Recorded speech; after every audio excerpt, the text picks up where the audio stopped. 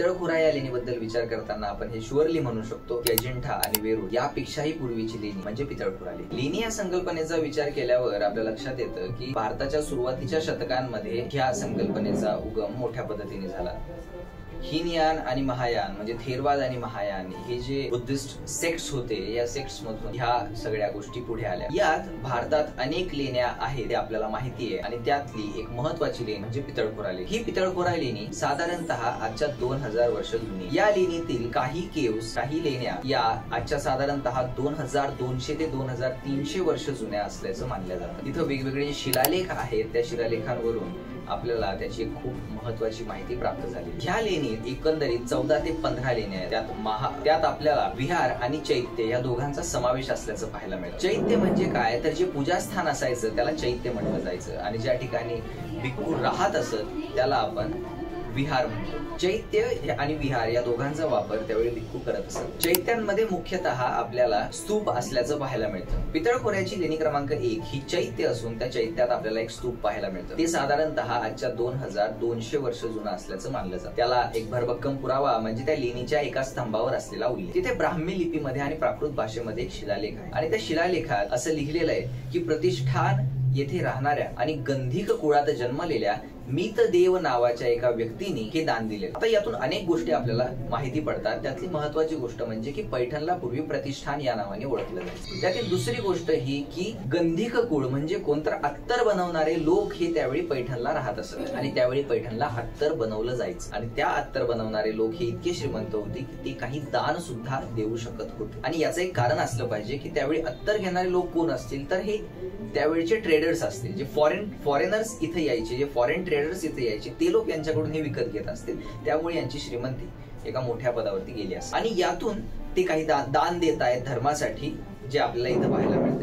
हा उल्लेख एक खूप महत्वाचा उल्लेख. अशाच पद्धतीने तुम्ही ज्यावेळी पितळखोऱ्याचा विचार करता तेव्हा Periplus of the Erythraean Sea नावाचा एक ग्रंथ आहे आणि त्या ग्रंथामध्ये पितळखोऱ्याचा उल्लेख पितांगल्य असा आहे किंवा पॅट्रिगाला असा सुद्धा आहे. तर हे पॅट्रिगाला म्हणजे पितळखोरा आहे हे नंतर मोठ्या अभ्यासाच्या नंतर संशोधकांनी सांगितलं. पितळखोऱ्यामध्ये एक यक्ष प्रतिमा सुद्धा सापडली होती, जी यक्ष प्रतिमा ह्या चैत्याच्या समोर असलेल्या ढिगाऱ्यामध्ये त्यावेळी संशोधकांना सापडली. ती प्रतिमा आज नॅशनल म्युझियम मध्ये ठेवलेली. तो जो यक्ष आहे तो कुठला असावा किंवा नेमकं त्या यक्षाचं काय महत्व असावं हे ज्यावेळी आपण पाहतो तेव्हा महामयुरी नावाच्या एका बुद्धिस्ट ग्रंथाचा आपल्याला उल्लेख करावा. त्या ग्रंथामध्ये असं सांगितलंय की पितळखोरा किंवा पितांगल्य ही संकारीन नावाच्या यक्षाची जागा आहे. तर संशोधकांनी असा एक अंदाज लावला, एक कयास लावला की ही जी यक्ष प्रतिमा आपल्याला सापडली हा तो संकारीन नावाचा यक्ष असावा आणि ही त्या यक्षाची जागा असावी. म्हणजे कदाचित त्यावेळी एक मोठा स्तंभ असून त्या स्तंभावर हा यक्ष सुद्धा बसवलेला असू शकतो अशी शक्यता नाकारता येत नाही. पण आज आपल्याला त्याचे काही पुरावे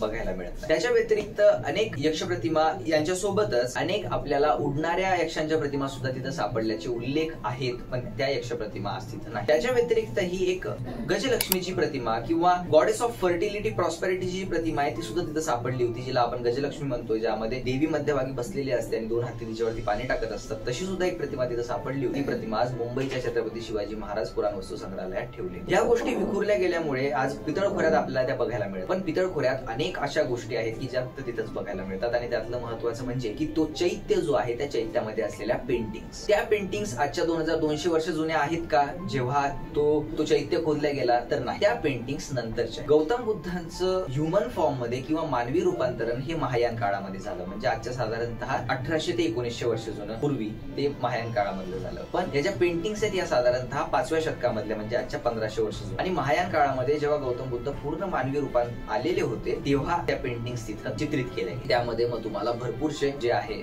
बुद्ध प्रतिमा आपल्याला तिथं पाहायला मिळतात. त्याच्या व्यतिरिक्तही भरपूरशा गोष्टी तिथं पाहायला मिळतात. तुम्ही जर ऑब्झर्व केला असेल तर त्या चैत्यामध्ये ज्या मागच्या बाजूचा जो अंडाकृती जो गोल आहे त्या तिथं जर तुम्ही फिरला, तिथं जर तिथल्या जर पेंटिंग्स पाहिल्या तिथं लक्षात येतं तर वेगवेगळ्या हेअरस्टाईल्स असलेल्या महिला सुद्धा आहेत. ज्यावेळी मी त्यावर संशोधन करत होतो तेव्हा लक्षात आलं की त्यात कमीत कमी 4 ते 5 प्रकारची हेअरस्टाईल्स त्या काळातल्या महिलांनी तिथं केलेली आपल्याला पाहायला मिळते. आणि या गोष्टी फार रेअर आहेत की ज्या आपल्याला इतर कुठल्या ठिकाणी पाहायला मिळेल. त्याच्या व्यतिरिक्त पितळखोरा लेणीमध्ये भरपूर विहार सुद्धा आहेत आणि ते विहार मोठमोठे. काही विहार असे आहेत की ज्यांना चैत्य गवाक्ष म्हणजे त्यांच्या एंट्रन्सचं जे द्वार आहे त्या द्वाराच्या वर चैत्य गवाक्ष असलेला पाहायला मिळतं. त्या चैत्य गवाक्षाच्या सोबतच आपल्याला स्तंभ सुद्धा पाहायला मिळतो, ज्या स्तंभावरती वेगवेगळ्या प्रतिमा आहेत. म्हणजे काही उडणारे घोडे आहेत, काही उडणारे बैल सुद्धा आहेत ज्याला पंख आहेत वगैरे. या मायथॉलॉजिकल फिगर सुद्धा तिथे लावले. म्हणजे अशोकाच्या काळात सुरू झालेली जी स्तंभाची जी पायंडा होता की अशोक त्यावेळी अशोक स्तंभ जे स्थापन करायचा, तसेच स्तंभ इथं सुद्धा या लेणीमध्ये त्या दगडामध्ये दाखवण्याचा प्रयत्न केलेला आहे. लेणीचे जे दोन भाग पडतात, ज्या बाजूला चैत्याचा